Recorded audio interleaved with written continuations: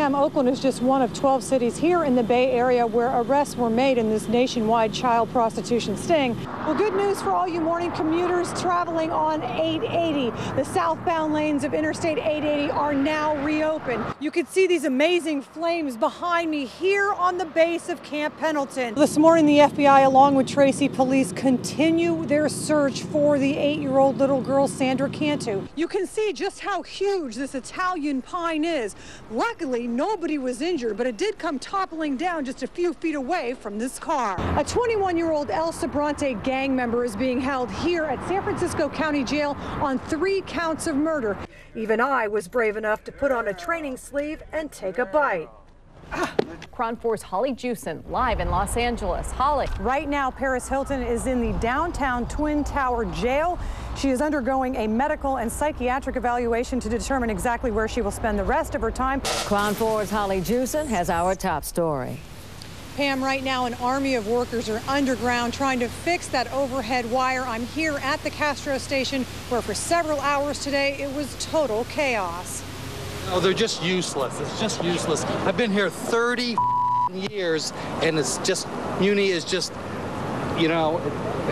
This is just one of hundreds of irate Muni passengers fed up and totally confused after the underground service was shut down during Friday night's commute. Trains and buses break down, but at least have sort of contingency plan and be able to get that information to people in a really quick way without it being confusing. It misinform us, tell us to go out there and wait on church, and then the shuttles pass you by, and then you have to walk up here. An overhead wire was damaged around 3:45 after this train got off track, affecting the K, the M, and the L lines. Both inbound and outbound passengers were scrambling from Castro to West Portal. You can load on both doors. Muni was offering bus shuttle service, but even that became taxing for some. They should have had these buses here 20 minutes ago instead of making us stand here and wait and wait and wait. Muni officials were passing out flyers apologizing for the inconvenience, trying to help riders find how to get where they needed to go. But even at times, they were confused themselves. I mean, what can you do? Well, yeah, what can you do? You take a cab or you walk or you wait, huh? Take more medicine.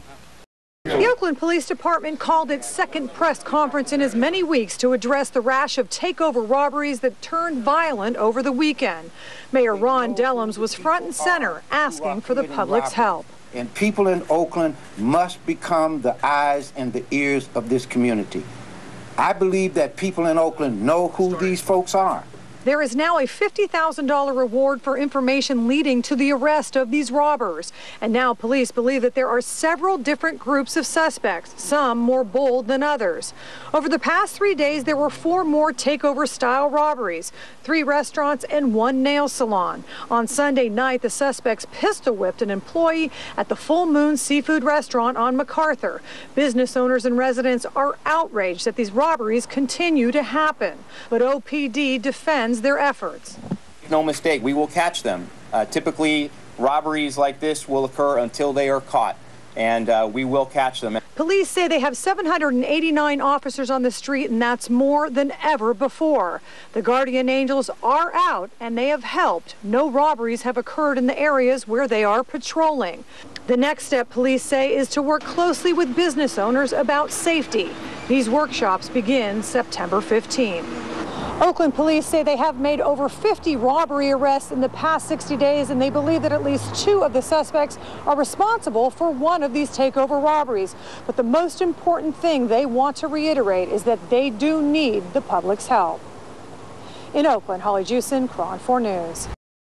In an interview you'll see only on KRON 4, Holly Juscen has the story. The bright side of my story is being able to help Amber's family, because if I wouldn't escape, he probably would have never confessed. I sat down with 16-year-old Mitzi Sanchez, who escaped from Curtis Dean Anderson 8 years ago. In this exclusive interview, Mitzi told me she didn't know much about the Amber Schwartz case until 2 days ago, when FBI agents arrived at her home, telling her Anderson had confessed to kidnapping and killing Amber. I was surprised, but then I wasn't surprised at the same time. Not surprised because Mitzi says she has always had a sense that she and Ziana Fairchild were not Anderson's only victims. I hope there isn't, but reality is there is more girls. Back in April, Mitzi played an integral part in the search for 8-year-old Sandra Cantu. She passed out flyers after the Tracy girl went missing and then comforted the family when Sandra's body was found. And now she says her heart goes out to Amber Schwartz's mother. I don't think the mom got closure.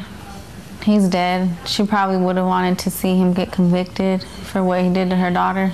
Mitzi doesn't like to talk about what happened during her abduction, but a year after the ordeal, she went to Washington, D.C. and received a Medal of Courage for escaping.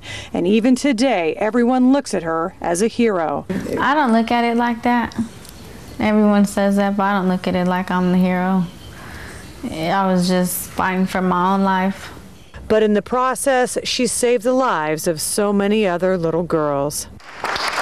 In Vallejo, Holly Juscen, KRON 4 News.